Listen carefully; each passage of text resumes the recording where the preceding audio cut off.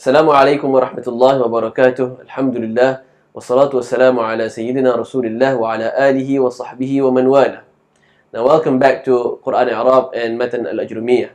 Inshallah, in this video we will begin to study the book that is most famous among the traditional Islamic learning centers, where most students of these traditional institutions, they were asked to memorize this book. Matan al-Ajrumiyyah is a very short book where it is easy to memorize and it's very concise. It covers all the basic concepts of Nahu.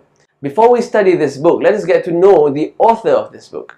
This book, Matan al-Ajrumiyyah, is written by Abu Abdullah Muhammad bin Dawood al-Sunhaji, or is more popularly known as Ibn al-Jurum.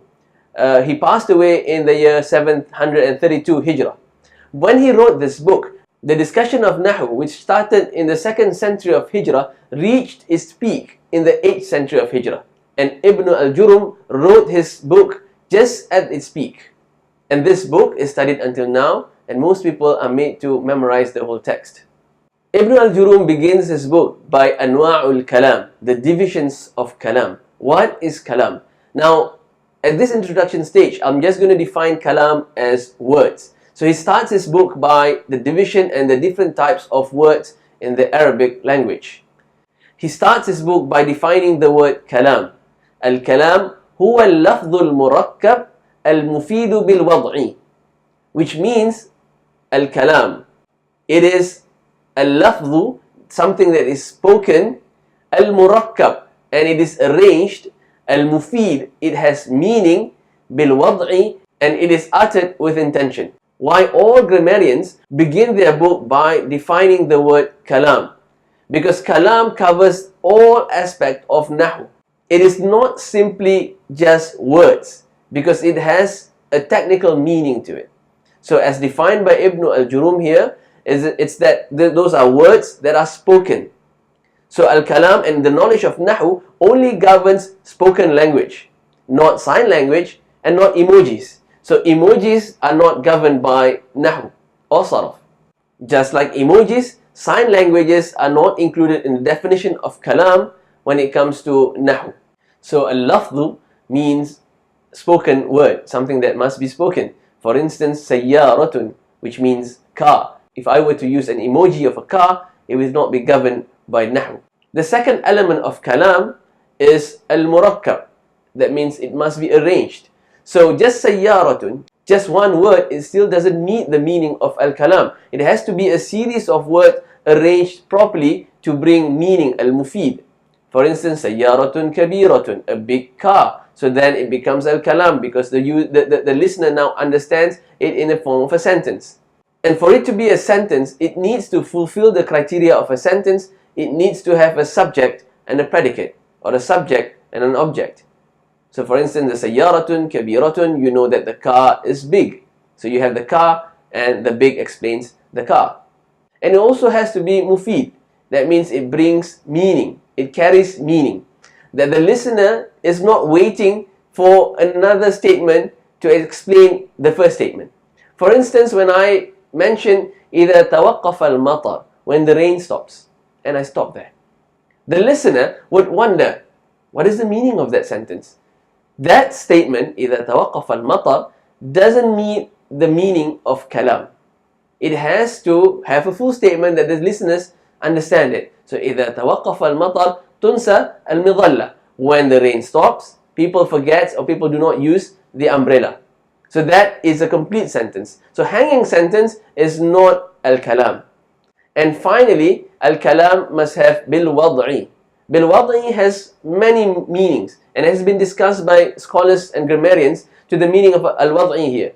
But in this context, what we're learning in the series of videos, we will choose the meaning bil-wad'i to refer to intention. This is to separate coherent talk as opposed to a talk by someone who is sleep talking, someone who is insane, or the speech of a parrot. So Nahu not only deals with the sentence structure, but it also looks into the meaning. For instance, if I were to say akaltu sayyara, that I ate a car, it meets the first three definitions, the first three criteria of al-kalam. So it is spoken word, al-lafzu. It is arranged in a proper way to make a sentence. And the third one, it has meaning. But the third meaning, bil-wad'i. Am I serious in intending that I ate a car? So it doesn't meet the definition of al-kalam there, because nahu not only deals with the sentence structure, but will also look into the intention of the speaker. Now let's apply what we have learned about al-kalam into the Quran. And I'll be using Quran Arab, referring to Surah Al-Fatiha. Before we begin, it is important for us to understand that we are not trying to make the Quran comply to Matan al-Ajrumiyyah, because we know that the Quran is Kalamullah and is perfect. What we're trying to do here is apply our knowledge and practice it to Surah Al-Fatiha. Before doing that, let's turn on all the buttons, Isim, Fi'il and Haraf, so that we can see the different words that exist in Surah Al-Fatiha. We will try and dissect the first ayah, Bismillahir Rahmanir Rahim, or the Basmalah. Now the first criteria or definition of al-kalam, according to Ibn al-Jurum, is al-lafz. That means it has to be uttered. It is an utterance. It is not a thought. And Bismillahir Rahmanir Rahim being part of the Quran, it is something that is recited, something that is uttered. Therefore, it meets the first criteria. The second criteria, according to Ibn al-Jurum, is al-murakkab, compounded or arranged, organized. And you can see that Bismillahir Rahmanir Rahim comprises of 5 words, that therefore it is compounded and it is arranged. However, we have to understand that in a sentence, there must be a subject and predicate. But if you look into Bismillahir Rahmanir Rahim, it appears as if there is no subject to it. There is no who is saying this, who is doing this, what is this.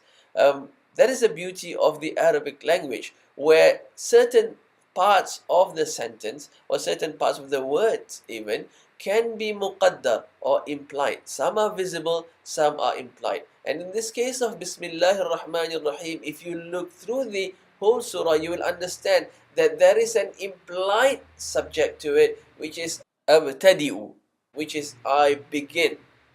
I begin in the name of Allah. Therefore, it is murakkab.